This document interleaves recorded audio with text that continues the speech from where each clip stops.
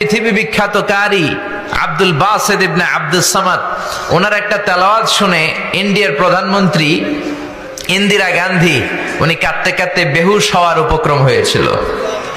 ইন্দিরা গান্ধী কি মুসলমান না হিন্দু? তো হিন্দু কোরআন শুনে চোখের পানি ছাড়ে, সুবহানাল্লাহ পড়বেন না?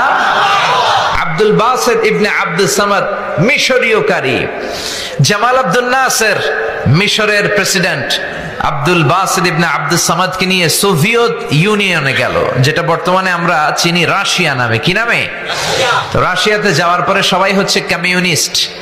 তো উনি জামাল আব্দুল নাসের মিশরের প্রেসিডেন্ট তার সব মন্ত্রীদেরকে চিনাই দিচ্ছে, এটা ফিনান্স মিনিস্টার, এটা হচ্ছে এডুকেশন মিনিস্টার, এটা হোম মিনিস্টার।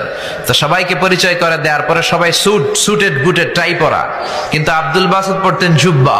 কি পড়তো? এখন সবাই বলে এটা আপনাদের কোন মন্ত্রী? এটা কি ধর্মমন্ত্রী? সবাই টাই পরা, স্যুট পরা, প্যান্ট পরা, শার্ট পরা, আর এই জুব্বা পরা লোকটা কে? তো মিশরের প্রেসিডেন্ট জামাল আব্দুল নাসের বললেন, এটা আমার কোনো মন্ত্রী নয়, এটা আমার দেশে কোরআনের আবৃত্তিকারী, কোরআনকে যিনি তেলাওয়াত করে ওই আবৃত্তিকারক। সুবহানাল্লাহ। এখন কমিউনিস্ট নেতারা শুনে তো অবাক, কিরে কিসের আবার কোরআন, আবার কেমন করে আবৃত্তি হয়? আমাদের কাছে তো এমন কিছু নাই।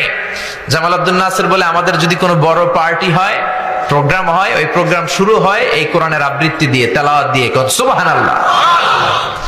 তো ওই দিন রাতে ছিল বেলি ড্যান্সের পার্টি। কমিউনিস্ট নেতারা ডিনার করবে, রাতের খাবার খাবে, আর বেলি ড্যান্স হবে। কি হবে? বেলি ড্যান্স মানে কোমর দুলানোর নৃত্য, আর সাথে মদ আছে না নাই? জোরে বলে, মদ খাবে আর বেলি ড্যান্স হবে। তো রাশিয়ার প্রেসিডেন্ট বলল, আজকের রাতের বেলি ড্যান্সটা আমরা অফ রাখি। আপনি যেই আপনাদের ধর্মীয় গ্রন্থের আবৃত্তিকারককে নিয়ে এসেছেন তার আবৃত্তি আমরা শুনবো আর মদ খাবো। মদ খাবে আর কোরআন শুনবে। তো জামাল আব্দুল নাসের বললেন, যা হোক, তারপরেও কোরআনের কথাটা শোনাই না, দেখি কি হয়। সুবহানাল্লাহ পড়বেন না?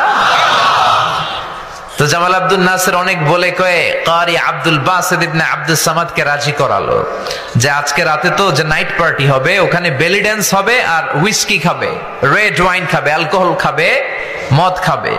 তো বেলি ড্যান্সটা বন্ধ করতে পারছি, মদ খাওয়ানোটা বন্ধ করতে পারিনি। আপনি তেলাওয়াত করবেন, ওরা শুনবে আর মদ খাবে।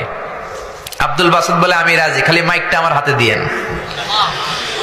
তো শত শত লোক বসেছে, কমিউনিস্ট লিডাররা, রাশিয়ার প্রেসিডেন্ট কারি আব্দুল বাসিত ইবনে আব্দুস সামাদ মাইকের সামনে যে আল্লাহরে বলে, আল্লাহ আমার গলায় যত সুর দিয়েছো, যত দরদ দিয়েছো, যত মেলোডি দিয়েছো, ভয়েস দিয়েছো, আর সুরের ঝংকার দিয়েছো, সব উজাড় করে আমি তেলাওয়াত করব, তুমি এই কমিউনিস্ট লিডারদের অন্তরটা গলিয়ে দিও। উনি চোখ বন্ধ করে তেলাওয়াত করতে শুরু করলেন। উনি আউযু বিল্লাহি মিনাশ শাইতানির রাজীম বলে যখন টান দিলেন, সবাই মদের বোতল টেবিলে রেখে দিয়ে আব্দুল বাসিতের তেলাওয়াতের দিকে মনোযোগী হয়ে গেল। কেউ আর মদ খায় না, পাগলের মতো তাকিয়ে আছে। উনি দীর্ঘ লম্বা সময় তেলাওয়াত করলেন। ওনার তেলাওয়াত যারা শুনেছেন, ওনার রেসাইটেশনের স্টাইল হচ্ছে লম্বা দম নেয়, তারপর তাল লয় নিয়ে আবার টান দেয়, আবার দীর্ঘ সময় থামে, আবার পড়ে। লম্বা সময় উনি তেলাওয়াত করলেন। ওনার তেলাওয়াত শুনতে শুনতে কমিউনিস্ট লিডাররা নিজেদেরকে আর ধরে রাখতে পারলো না।